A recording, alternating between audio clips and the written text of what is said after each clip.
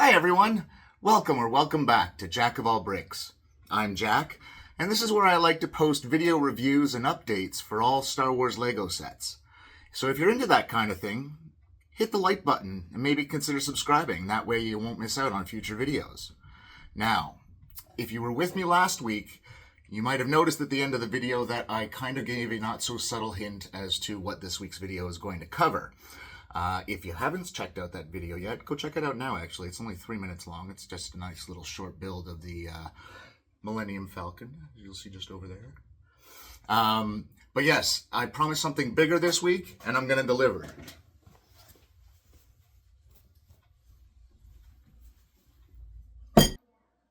And here it is, set number 75397. With 3,942 pieces, the Ultimate Collector's Series Jabba's Sail Barge. As you can see from the box, it's got the classic black design that is common along all of LEGO's UCS and 18 plus sets these days. Nothing too fancy, but it is a nice clean look. I don't know, in my personal opinion, I might think that a Tatooine scene would have been a little bit more appropriate, but they want to stick with the theme and I get that. Also, in the top right-hand corner, you'll notice the 25 years of LEGO Star Wars. This did come out in October of 2024, so it is part of that 25 years of LEGO Star Wars series. If we take a look at the top of the box here, we can see all the minifigs that are included in this set. It's a pretty good assortment. You get C-3PO and R2-D2 with his little drink tray. Kithaba, Yizam, and Woof are three of Jabba's henchmen. We get a Gamorrean guard, which is a great addition to any set. I love the molds for those. And we finally get another Princess Leia in her Hutt Slayer outfit. This is great news. I think it's been over a decade since we got the last one of these in minifig format, so I'm really happy to see that. We got Bib Fortuna, Max Rebo, the one and only, and then the big guy himself over in the corner, Jabba the Hutt, and just above him you can see his little loyal buddy there, Salacious Crumb. And lastly, the back of the box has a really nice display of the interior, which again we'll be able to take a really nice close in-depth look at on the model itself in just a moment. And then along the bottom of the box you get some scenes from the Return of the Jedi, which is really cool to see the sail barge in movie format alongside the LEGO format. Alright, let's crack her open and see what we can see. Okay, so I don't usually spend this much time on unboxings, but take a look at this. I mean, come on. When you open up the main box, you get two smaller boxes, each with its own artwork. On the right-hand side, you get Max Rebo doing his thing on the electric keyboard, and on the left-hand side, you have Salacious Crumb with his beady little eyes staring at you there. It's perfect. It fully encapsulates, you know, that shot of Jabba's sail barge where everything looks sort of dark and smoky. Just really cool to see. They really went the extra mile on the packaging on this one, so I figured I'd show it off a little bit. Also in the boxes, you'll see two numbered instruction manuals, quite thick. It's a good build. The first one features a front-on view of the model, and the second one features a rear view. Bam! So after 36 bags and 873 steps, this is the result. I gotta say, it is gorgeous. The size is amazing. It's a little small for minifig scale, I'd say, if only because you'll notice the sails, although they look great in proportion to the ship, are very low on the deck, so it's kind of hard to actually get all your minifigures in there and put them up in whatever kind of position you may want. But the good part is that the sails do pop off very easily through a little Technic piece there. You'll see the frame for the sail underneath there. So that can come in and out and back in again quite easily. You'll notice that I have my own little setup here. I had R2-D2 just about to push C-3PO off the edge, but I just touched him a little bit there. Leia in her Hutt Slayer outfit is manning the cannon, and Luke is trying to fend off some of Jabba's guards on the fore deck there. Anyway, in terms of the build itself, I enjoyed it quite a bit. I thought it was very cool. It got a little monotonous towards the end where You're doing symmetrical pieces, so of course it's build one thing and then build the same thing again. But I mean, they can't really get around that with a ship like this. It's very symmetrical. One thing I did like is how solid it is. It is a nice and easy to carry around build. You don't really have to worry about any loose pieces falling off. Again, it's got some good heft to it. The angles on it are really nice as well. The way that they were able to get that sloped forefront and around. You'll also notice in the back there that there are windows that can open to the interior, and I don't know if you can see who's inside there. But yeah, it is a gorgeous, gorgeous model. Now, let's dig in. Before we dive on into that interior, let's take a look at the minifigures. As you can see here, we have Princess Leia in her Hutt Slayer outfit. She also has a detachable chain, so you can reenact the killing of Jabba the Hutt. One interesting thing that they did, and I know this has gotten a lot of flack, is they did give her dual molded legs, which is awesome. However, the red on the side does kind of make it look like she's wearing shorts, which is a little off-putting compared to the other ones, but a very minor detail overall. You then get C-3PO, the wonderful R2-D2 with those little cups on his shelf there. Oh my god, he's so cute. You get the Gamorrean Guard. Nothing new there. It's the same one from the Book of Boba Fett sets. And then you get Jabba's goons. I can't remember who is who right now, to be honest with you. But Woof, Vism, and something else. We got Bib Fortuna next to him there. Max Rebo in his little self-contained music hutch, which is really cool. You'll see how that fits in a sec. And then Jabba the Hutt and Salacious Crumb, the dynamic duo. Again, people have been complaining about the fact that Salacious Crumb has no pupils, which, yes, you can see there. It is a little off-putting once you really scrutinize it. But when you're sitting back and looking at the display as a whole, it's hardly noticeable. Jabba, the big boy, I believe he's the same mold as the previous Jabba the Hutt we got. So very high detail there. It looks really good. It is a new print, though.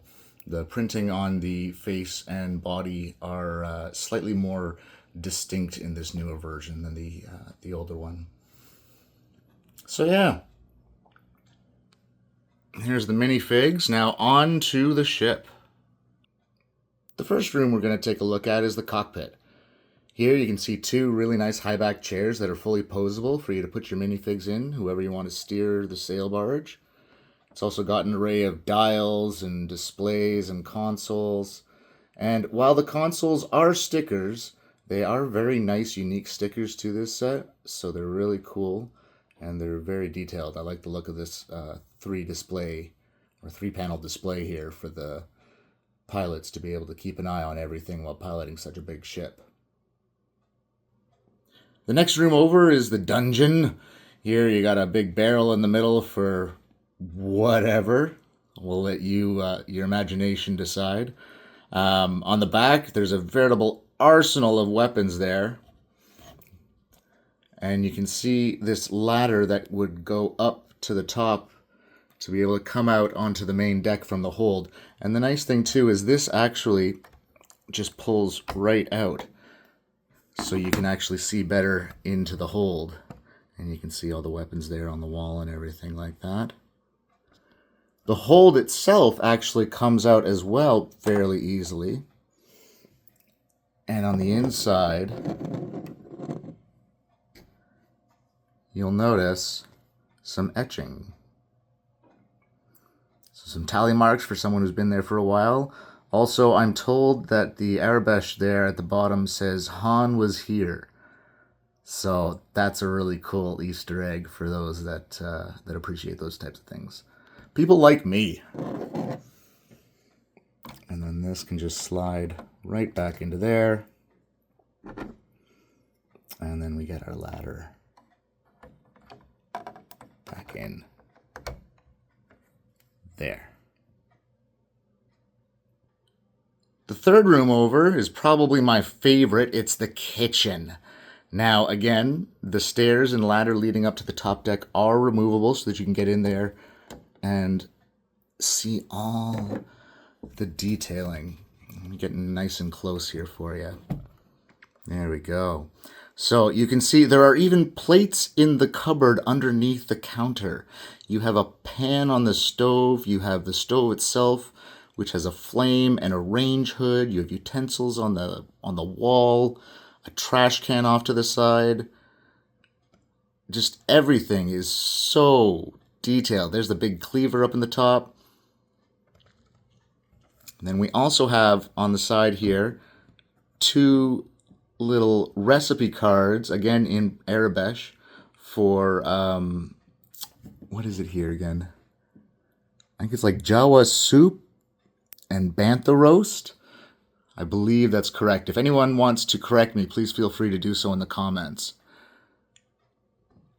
But yeah, I really enjoyed building this part here and just relishing all the detail they put into this room.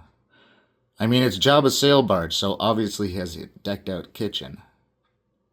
The next room over is Jabba's throne room, I guess you could say, while he's on vacation on his sail barge. Just a big sort of open area there for you to place Jabba. You can see the tan jumper plate there, and Jabba sort of just fits nicely like so. There's also a little railing in the back for you to be able to place Salacious Crumb, and he can hang out and chill there. It's also got Jabba's hookah pipe, which I thought was a fun addition. I don't think that was on the previous version of Jabba's sail barge, so that was kind of fun. It is removable as well, so you could actually like put it in his hand and have him ready to smoke up a little bit before he watches his executions. And tucked away in the corner there next to Jabba is Max Rebo, where he can play his electronic keyboard for Jabba's entertainment. You'll also notice that for ease of access, the top deck comes off, which is very handy. It comes off in 2 pieces, the fore and the aft deck. Both are very easy to remove and replace. They just sit atop a couple of raised tiles. And once you're done placing all of your minifigures, you can just put everything back together. So the deck just sits on a couple of raised plates there. This guy here goes back on top. Whoopsie daisy, there we go. And then again, we close up the panel, squeeze, close it up, close it up. I really wish these were just a little bit taller. I might actually see if I can just get some spare pieces and make it an extra brick taller and see if that works. We'll take a look at that. But as it stands, we're just gonna, there we go. This is the set as it is. Push down. Et voila! So in the end, the question is, how good is it and how would I rate it? To be honest, it's a little pricey. To me, in Canada, this is a $650 set. It feels more like a $500 Canadian set, if only because it doesn't include as many minifigs as maybe I would like. And again, I wish it could just be a little bit bigger so that it fit the minifigures on the deck and everything just a little better. But those are some minor complaints. Overall, I'd say give it a solid 8 out of 10. It's a great addition to anyone's collection, and one of the jewels of mine. Pair it with the Sarlacc pit on a Tatooine landscape, and you got yourself a great display. Anyway, thanks for watching. Again, please consider liking this the video and subscribing to the channel, and that way you won't miss out on future videos where I cover other Star Wars Lego sets. But tell me what you think of the UCS Jabba sail barge down in the comments below. Also, feel free to suggest any other sets you would like to see me cover in future videos. Thanks again for watching. Until next time, may the bricks be with you.